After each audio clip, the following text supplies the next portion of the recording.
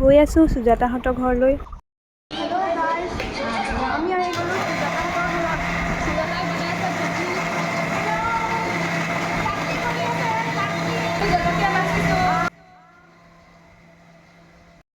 এয়া মধুস্মিতা অৰিয়ে শিকাই আছে কেনেকৈ চাটনি বনায়।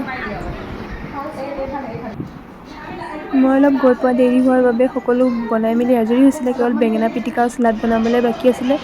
সেইবাবে মই গৈ পেলাই সেইটোকো মই বনাই দিলোঁ। এয়া মধুস্মিতা, সুজাতা আৰু শিখাই ডান্স কৰি আছে। মোৰ ফেভৰেট ছঙত ময়ো অলপমান ডান্স কৰি দিলোঁ।